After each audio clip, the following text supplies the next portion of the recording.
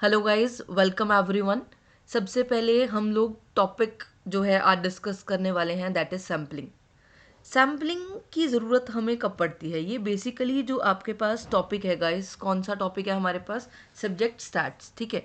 Stats के अंदर जो मोस्ट इम्पॉर्टेंट आपको क्वेश्चन आता है वो आता है सैम्पलिंग से। सैम्पलिंग की कब ज़रूरत पड़ती है? बेसिकली कोई भी रिसर्चर, कोई भी क्या रिसर्चर, जब भी वो रिसर्च करता है तो उसको रिसर्च करने के लिए डाटा की ज़रूरत पड़ती है। वो डाटा कलेक्ट करता है, ठीक है। डाटा कलेक्ट करने के लिए उसके पास दो तरीके के मेथड्स अवेलेबल रहते हैं, ठीक है। कि जिन भी रिसोर्सेज से वो डाटा कलेक्ट करता है उसके लिए उसके पास दो मेथड्स अवेलेबल होते हैं, जिसको हम लोग बोलते हैं डिटेल में जो चीज़ें कलेक्ट करी जा सकती हैं, दैट इज सेंसस, ठीक है। सेंसस में आप मल्टीपल चीज़ों के अंदर और इन डेप्थ हम लोग क्या करते हैं, डाटा कलेक्ट करते हैं, जिसमें कि आपका टाइम जो है वो बहुत ज़्यादा कंज्यूम होता है, इवन की कॉस्ट कंज्यूमिंग है, ठीक है। और जो रिजल्ट्स हैं वो उनको आने में बहुत टाइम लगता है, आउटपुट आने में बहुत टाइम लगेगा।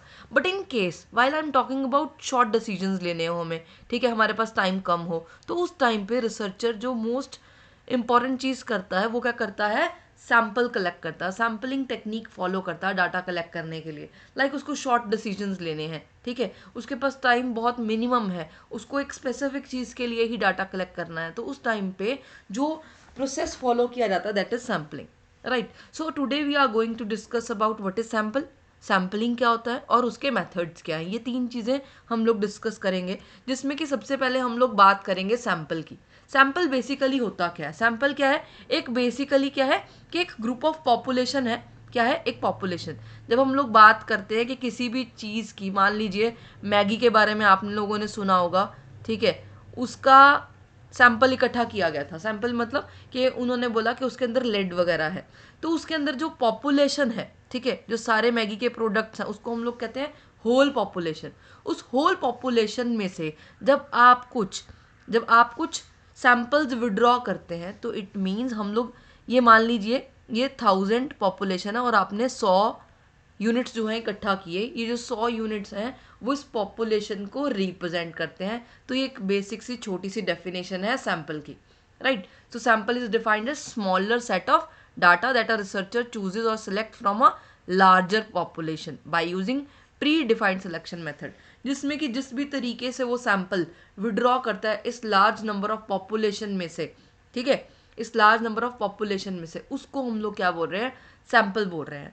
अब ये सैंपल इकट्ठा क्यों किया जाता है? क्योंकि किसी भी पॉपुलेशन को बेसिकली हम एक एक करके जज नहीं कर सकते, ठीक है। तो उस टाइम पे हम लोग क्या करते हैं, डाटा कलेक्ट कर लेते हैं एक इस पॉपुलेशन में से थोड़ी सी यूनिट्स का, जिसको हम लोग क्या बोल रहे हैं, सैंपल, राइट। और ये जो प्रोसेस है डाटा कलेक्ट करने का, ठीक है, ये जो प्रोसेस है डाटा कलेक्ट करने का फ्रॉम दिस पॉपुलेशन, ये जो प्रोसेस, ठीक है, इसको हम लोग क्या नाम देते हैं, सैम्पलिंग। क्या नाम देंगे, सैम्पलिंग का गाइस, ठीक है। So basically sampling is what, जिसमें कि हम ये जो प्रोसेस है डाटा कलेक्ट करने का, this is called as what, sampling. चलिए, टाइप्स ऑफ सैंपल, कितने तरीके के सैंपल्स बेसिकली हम लोग, कहने का मतलब है कि जो सैंपल हम इकट्ठे करते हैं पॉपुलेशन में से, कौन से तरीके से आप लोग डाटा कलेक्ट कर सकते हो। चलिए, the process of deriving a sample is called as sampling method, ये हम लोगों ने पढ़ लिया। Next one we have sampling method are characteristics into two distinct approaches, जिसको हम लोग बोलते हैं probability sampling, ठीक है। एक होता है आपके पास नॉन probability में सैम्पलिंग मेथड्स। तो बेसिकली दो तरीके के मेथड्स हैं, एक तो होता है प्रोबेबिलिटी, दूसरा है नॉन प्रोबेबिलिटी।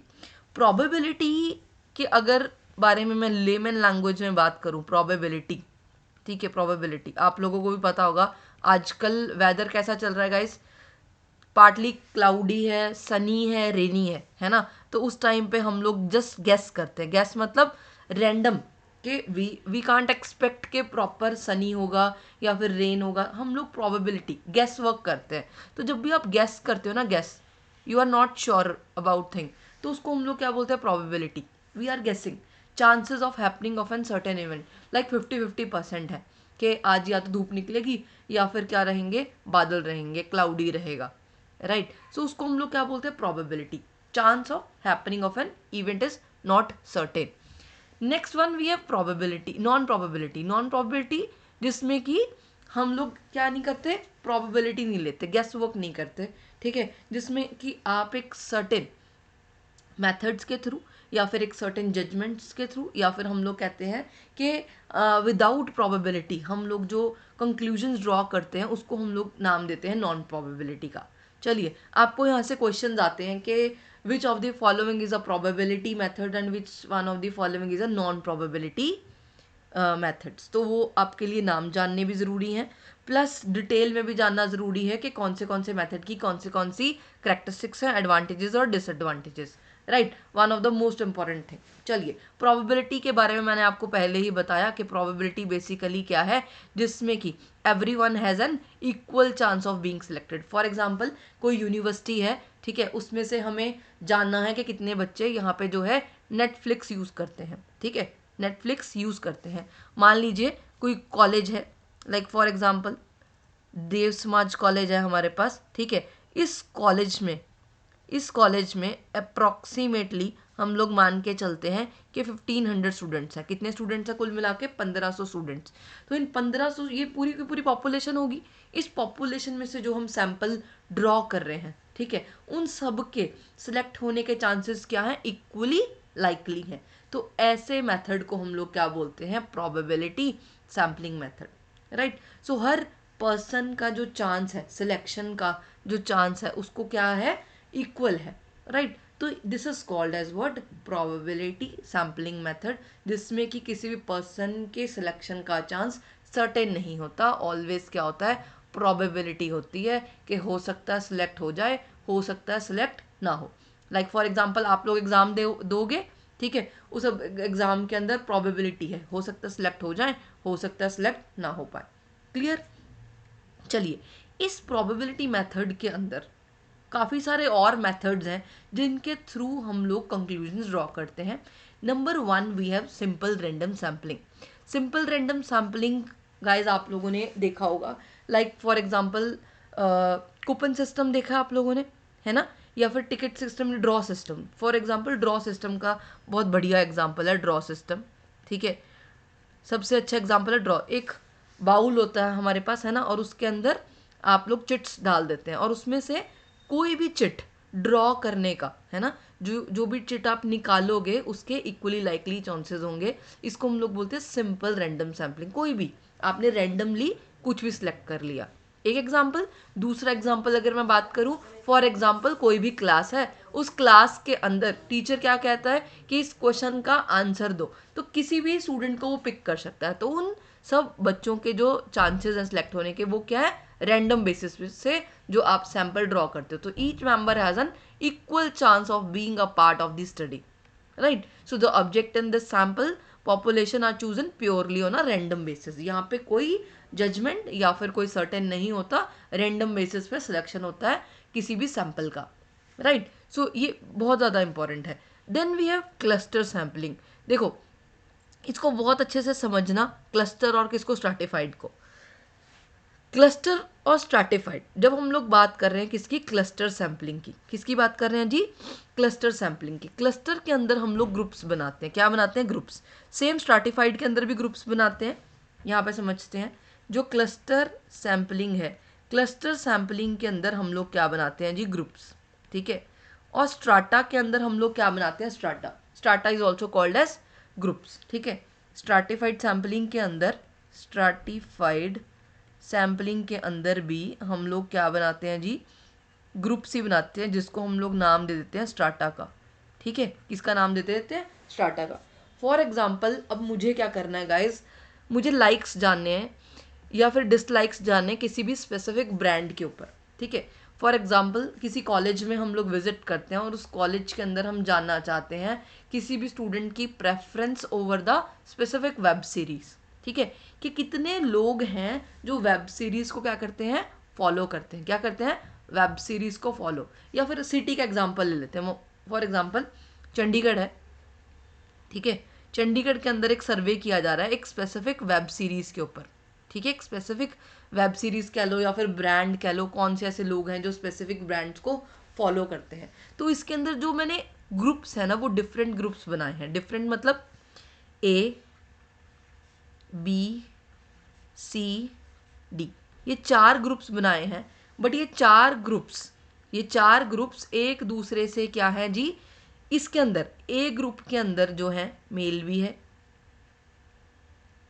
फीमेल भी है और बच्चे भी हैं। कौन है? चिल्ड्रन भी है। ऐसे ही सेम बी में भी है, male female children, male female children, male female children. ठीक है, तो ये क्या हो गए? ये डिफरेंट टाइप ऑफ ग्रुप्स हो गए किसके अंदर? क्लस्टर के अंदर। मेल फीमेल चिल्ड्रन ए में भी है, मेल फीमेल चिल्ड्रन बी में भी है, मेल फीमेल चिल्ड्रन सी में भी, मेल फीमेल चिल्ड्रन डी में भी। ठीक है, तो हम लोग गैस कर लेते हैं कि हम लोग जो वेब सीरीज़ हैं वो हम लोग 3 रीजन से इकट्ठा करें, 3 मतलब 4 रीजन लगा देते हैं। चलो, चंडीगढ़, पंचकूला, ठीक है, मोहाली और पिंजौर। ठीक है, ये 4 जगहें हैं। ठीक है, ये 4 रीजन्स हैं। क्या है? ये 4 रीजन। जो ए ग्रुप है वो रिप्रेजेंट करता है चंडीगढ़ को, जो बी ग्रुप है वो रिप्रेजेंट करेगा पंचकूला को, जो सी ग्रुप है वो रिप्रेजेंट करेगा मोहाली को, जो डी ग्रुप है वो रिप्रेजेंट करेगा पिंजौर को। तो बात समझ में आ रही है? चंडीगढ़, पंचकूला, मोहाली और पिंजौर, ये डिफरेंट जगहें हैं गाइस। नंबर 1 चंडीगढ़, फिर पंचकूला आ गया, ठीक है, फिर आपके पास मोहाली आ गया, फिर हमारे पास पिंजौर आ गया। समझ रहे हो मेरी बात? बट इसके अंदर ये आपस में क्या है? हेट्रोजीनियस है। ठीक है, ये आपस में क्या है? हेट्रोजीनियस है। ठीक है, तो इसके अंदर हम लोग क्या कहते हैं कि जो पॉपुलेशन है आपने डिवाइड करी है बहुत सारे सब ग्रुप्स के अंदर। ठीक है, ये एक्चुअल में हेट्रोजीनियस है विद इन सब ग्रुप्स। ठीक है, ये हेट्रोजीनियस है क्योंकि A group is different from B, B is different from C और डी। ठीक है, बट जब हम लोग बात करते हैं बिटवीन ग्रुप्स के, बिटवीन मतलब विद इन, यहाँ पे भी मेल फीमेल चिल्ड्रन है, इधर भी मेल फीमेल चिल्ड्रन है, इधर भी मेल फीमेल चिल्ड्रन है, डी में भी मेल फीमेल चिल्ड्रन है, तो उस केस में हम लोग क्या कहते हैं कि ये जो डाटा यहाँ से कलेक्ट किया जाता है heterogeneous with in the groups होता है। क्या होता है जी? हेट्रोजीनियस मतलब डिफरेंट बोलते हैं, हेट्रोजीनियस मतलब होता है डिफरेंट। ठीक है, हेट्रोजीनियस, ठीक है, डाटा होता है विद इन ग्रुप्स। और अगर विद इन लिख लेना ध्यान से कि जो विद इन है डाटा वो क्या रहेगा जी? हेट्रोजीनियस है। अगर हम बिटवीन की बात करें तो होमोजीनियस है। अरे सिंपल है ना, सब जगह पे मेल फीमेल चिल्ड्रन है, तो बिटवीन में हम कह रहे हैं होमोजीनियस, अदरवाइज क्या है? हेट्रोजीनियस। चलिए, इसी का ही सैंपल और है हमारे पास। कौन सा? प्रोबेबिलिटी सैम्पलिंग का स्ट्रैटिफाइड सैम्पलिंग। ठीक है, स्ट्रैटिफाइड सैम्पलिंग के अंदर हम लोग क्या करते हैं? स्ट्राटा बनाते हैं, ग्रुप्स बनाते हैं। ऐसे ही किसका? ए का, बी का, सी का और डी का। हम लोग यहाँ पे भी अज्यूम कर रहे हैं कि हम लोग एक स्पेसिफिक सीरीज जो है वो करने वाले हैं कलेक्ट, या फिर उसके लाइक्स जानने वाले हैं कौन से लोग जो है स्पेसिफिक सीरीज को फॉलो करते हैं। एक स्पेसिफिक सीरीज ली हम लोगों ने, वेब सीरीज, उसके ऊपर हम लोगों के लाइक्स जानना चाहते हैं कि कितने ऐसे लोग हैं जो फॉलो करते हैं। ठीक है, अब उसके अंदर सिटीज सेम ही है, चंडीगढ़, पंचकूला, मोहाली और पिंजौर। ठीक है, चंडीगढ़, पंचकूला, मोहाली और पिंजौर, बट इसमें हम लोगों ने कहा कि ये क्या है? यहाँ पे सिर्फ और सिर्फ मेल है, इधर फीमेल आ गई, यहाँ पे चिल्ड्रन आ गए। क्या आ गए? चिल्ड्रन आ गए। और यहाँ पे ट्रांसजेंडर आ गए, ट्रांसजेंडर। ठीक है, अब मेरी बात ध्यान से सुनना। ठीक है, आप लोगों ने पॉपुलेशन में से डाटा ड्रॉ किया मेल का, चंडीगढ़ से जो डाटा कलेक्ट किया वो मेल्स का है, पंचकूला से डाटा ड्रॉ किया वो फीमेल का है। ठीक है, जो सी है वहाँ पे चिल्ड्रन है, डी में क्या है? ट्रांसजेंडर है। तो ये यहाँ पे हम लोग क्या कहते हैं स्ट्रैटिफाइड के अंदर कि यहाँ पे होमोजेनिटी है विद इन सब ग्रुप्स। ये क्या है? आपस में होमोजीनियस है। क्या है? होमोजीनियस है। बट अगर हम लोग बात करें विद इन सब ग्रुप्स तो ये हेट्रोजीनियस है। A is different from B, B is different from C, C is different from D. आई बात समझ में? This is the minor difference between cluster and stratified sampling. चलिए, तो ज़्यादा इसमें कुछ पढ़ने की ज़रूरत नहीं है। अब इसमें जो सिलेक्शन है पॉपुलेशन से वो हमेशा इक्वली लाइकली रहेगा क्योंकि ये प्रोबेबिलिटी के अंदर आता है। चलिए, then we have systematic sampling. Systematic sampling में क्या होता है? फॉर एग्जांपल आप लोगों को डाटा कलेक्ट करना है। ठीक है, एक कॉलेज है, ठीक है, एक कॉलेज है, मान लेते हैं हम लोग डीएवी कॉलेज। ठीक है, उसके अंदर आपको डाटा कलेक्ट करना है कि कौन से ऐसे स्टूडेंट्स हैं जिनको कोक पसंद है। ठीक है, आप लोग क्या करते हो? आप लोगों को एक्चुअल में 100 स्टूडेंट्स का डाटा कलेक्ट करना है। कितने स्टूडेंट्स का डाटा कलेक्ट करना है? 100 स्टूडेंट्स का, तो आप लोगों ने एक सेट बनाया जिसमें आप लोगों ने एज्यूम किया कि आप लोग क्या करोगे कि हर फिफ्थ स्टूडेंट का क्या करोगे, डाटा कलेक्ट करोगे। 5, 10, 15, 20 ऐसे करते करते आप लोग 100 सैंपल जो है कलेक्ट कर लोगे। अब यहाँ पे हर फिफ्थ जो 10th 15th 20th स्टूडेंट है उसके सिलेक्शन के जो चांसेस हैं वो हमेशा प्रोबेबल रहेंगे, क्योंकि मुझे नहीं पता कि कौन सा बच्चा 5th पे है, 10th पे है, 15 पे या 20 पे। मेरी खुद से कोई भी स्पेसिफिक जजमेंट या फिर सिलेक्शन नहीं है। उन सबके सिलेक्शन के जो चांसेस हैं वो इक्वली लाइकली हैं, right. So systematic sampling is a sampling method where the researcher chooses respondents at equal intervals from a population. Equal intervals है ना, 5, 10, 15, 20, मतलब ये मैंने एग्जांपल लिया, आप लोग चाहे ऐसे भी बोल सकते हो 2, 4, 6, 8 and so on, right. So all these are the part of probability sampling method, simple random sampling, cluster, systematic, ठीक है, स्ट्रैटिफाइड। ध्यान रखना क्लस्टर और स्ट्रैटिफाइड को मोस्ट इंपॉर्टेंट है। Next one we have non probability sampling methods.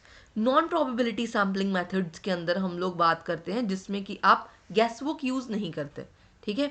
हम लोग probability नहीं लगाते। प्रोबेबिलिटी कहने का मतलब क्या है कि आप लोग क्या नहीं कर रहे कि हर सैंपल के, ठीक है, चूज होने के चांसेस इक्वली लाइकली यहाँ पे नहीं होते। The non probability sampling method uses the researcher discretion to select a sample.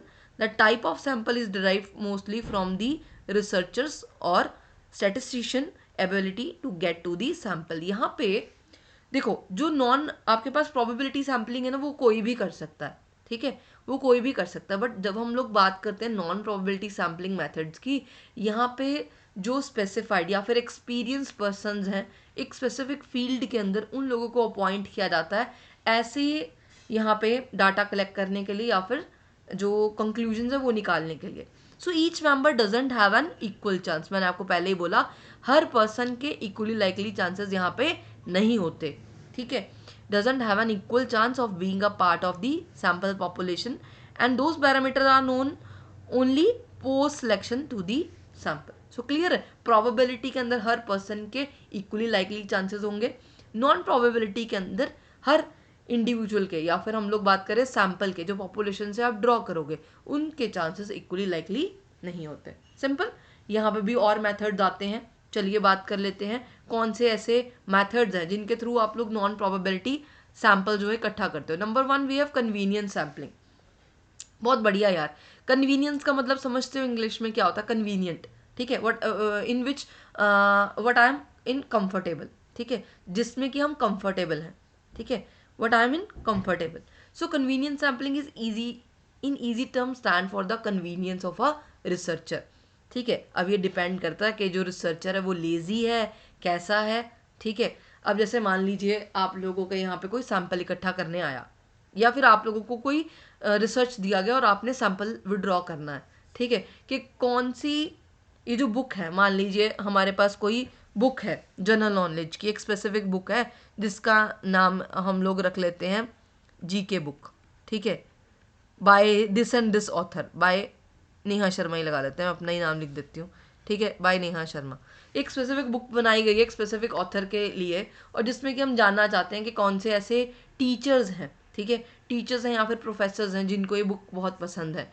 So in that case मैं क्या करूँगी, अब एक तो ऑप्शन अवेलेबल है मेरे पास, वाइड टर्म है, बहुत सारे प्रोफेसर्स हैं मेरे पास यहाँ पे। अगर मैं एक स्पेसिफिक चंडीगढ़ के बारे में ही बात करूँ, एक स्पेसिफिक रीजन के बारे में, तो मैं चाहूँ तो हर कॉलेज से डाटा कलेक्ट कर सकती हूँ, but I am a lazy person, ठीक है। उस टाइम पे मैंने क्या किया है, मतलब इट्स टोटली माई कन्वीनियंस कि मुझे क्या कंफर्टेबल लग रहा है, तो उस टाइम पे मैंने क्या किया है कि जो मेरे नॉन टीचर्स है ना, जो मेरे नॉन टीचर्स हैं, मैंने उनसे इसके बारे में सैंपल इकट्ठा कर लिया, ठीक है। सो यहाँ से जो कंक्लूजन्स आते हैं हो सकता है सही हो सकता है सही ना हो, तो यहाँ पे बायसनेस भी हो सकता है, राइट, क्लियर है। So there is no scientific method of deriving this sample, ये टोटली कन्वीनियंस है, it's totally depend upon the researcher कि वो कितना एफर्ट्स लगा रहा है डाटा कलेक्ट करने के लिए, right. Then we have judgment और purposive sampling. Judgment is totally based on the experience of the researcher.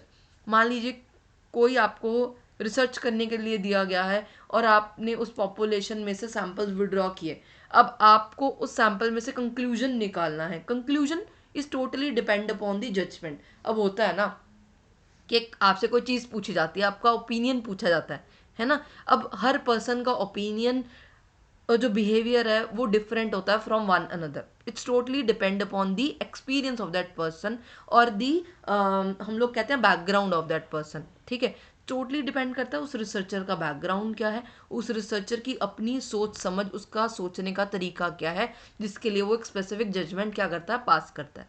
Right, सो यहाँ पे भी बायसनेस हो सकती है। राइट, यहाँ पे भी बायसनेस हो सकता है कि जो जजमेंट पास करी जाए वो बायस्ड हो। क्लियर। अब मैं बोलूँ कि किसी स्पेसिफिक पर्सन के बारे में देनी है जजमेंट, तो अगर वो पर्सन मुझे पसंद नहीं तो हो सकता है मैं उसके बारे में कुछ गलत मलत बोल दूँ। क्लियर है। तो this is all about depend upon the experience of that researcher, right, या फिर thinking of that researcher. Then we have snowball sampling.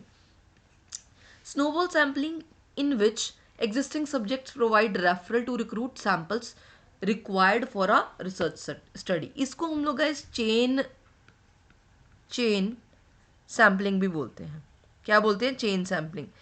ऐसी पॉपुलेशन या फिर मैं कहूँ पोटेंशियल पॉपुलेशन जिसका डाटा कलेक्ट करना मेरे लिए थोड़ा डिफिकल्ट है, कॉम्प्लेक्स है, तो उस टाइम पे हम लोग क्या करते हैं, मान लीजिए मैं रिसर्च कर रही हूँ, ठीक है, यहाँ पे हम एग्जाम्पल से समझते हैं। ये जो पर्सन है, ये जो नंबर 1, ठीक है, ये जो मैन खड़ा है यहाँ पे, ये इनिशियल स्टेज पे, ये सबसे पहला पर्सन है जिसको एक्चुअल में रिसर्च करनी है। इस पर्सन ने अपॉइंट किया ये 2 पर्सन, ठीक है, एक पर्सन का नाम है अनिल, इधर नाम दे देते हैं हम लोग वनीता। ठीक है, तो ये 2 पर्सन उन लोगों ने अपॉइंट किए हैं। फर्दर इन्होंने जो डाटा कलेक्ट करने के लिए ये लोग अपॉइंट किए, ठीक है, और इन लोगों ने फर्दर ऑन इन लोगों को अपॉइंट किया गया है। ठीक है, अब जैसे यहाँ पे ये अपॉइंट किए थे, इन लोगों ने फर्दर इनको काम दे दिया। ऐसे ये चेन जो है बनता जाएगा और आगे से आगे डाटा जो है वो कलेक्ट होता जाएगा। इसको हम लोग क्या बोलते हैं? Snowball sampling. Snowball sampling basically तब करी जाती है जब आपके पास डाटा, जब आपको ऐसी पॉपुलेशन से कलेक्ट करना हो जहाँ पे वाइड रेंज ऑफ डाटा आपको चाहिए और जो पॉपुलेशन का साइज हो वो बड़ा हो, ठीक है, और जो पोटेंशियल पॉपुलेशन है वहाँ से आपके लिए डाटा इजीली कलेक्ट करना जो है पॉसिबल नहीं है। लाइक फॉर एग्जांपल मैं कहूँ मुझे यहाँ से एक बॉम्बे तक का डाटा कलेक्ट करना या इससे भी दूर गोवा तक का, ठीक है, उस केस में मैं खुद पर्सनली वहाँ विजिट नहीं कर सकती। तो जो मेरे नोन हैं जो वहाँ पे रहते हैं या फिर कहीं और, राइट, कनाडा, यूएस, मुझे वहाँ से भी डाटा कलेक्ट करना है, तो जो मेरे नोन पर्सन है मैं उनसे डाटा कलेक्ट कर रही हूँ। समझ रहे हैं बात? तो मैंने कुछ पर्सन अपॉइंट किए हैं और वो पर्सन मेरे लिए डाटा कलेक्ट करके दे रहे हैं। This is called as snowball या फिर चेन सैम्पलिंग भी हम लोग इसको बोलते हैं। आपको कई बार एग्जाम में क्वेश्चन आ जाता है कि चेन सैम्पलिंग आप किसको बोलते हैं, ध्यान रखना स्नोबॉल सैम्पलिंग को। Right, last one we have quota sampling. Quota sampling क्या होती है भाई? Quota sampling is a method of collecting a sample where the researcher has the liberty to select a sample based on their strata. ठीक है, अब ध्यान रखना ये कहीं तुम लोग उसको उससे स्ट्राटिफाइड से मिक्स मत कर देना, वहाँ पे प्रोबेबिलिटी था, ये नॉन प्रोबेबिलिटी है।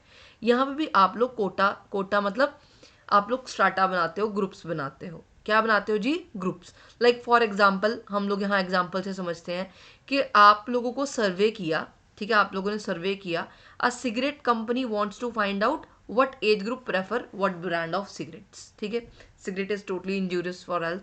चलिए, सो सिगरेट कंपनी ने क्या करना है, जानना है कि कौन से एज ग्रुप के जो पर्सन है व्हाट टाइप ऑफ ब्रांड जो है वो फॉलो करते हैं। तो उस टाइप पे उन लोगों ने अपने जो ग्रुप्स हैं वो डिवाइड किए। ग्रुप ए में उन्होंने लोग रखे जिनकी एज 21 to 30 ईयर्स है। सेकेंड ग्रुप में उन लोगों ने लोग चूज किए जिनका एज 31 to 40 है, देन 41 to 50, देन 51+। ठीक है, तो उन लोगों से डाटा कलेक्ट किया जा रहा है about the specific brand of the cigarette. So from this information the researcher gauges the smoking trend among the population of the city. Clear है? तो यहाँ पे वो, अब देखो यहाँ पे जो चूज किए जा रहे हैं लोग उनकी प्रोबेबिलिटी नहीं है, वो प्रोबेबिलिटी नॉन प्रोबेबिलिटी मेथड्स के थ्रू हम लोग इन्हें फॉलो कर रहे हैं।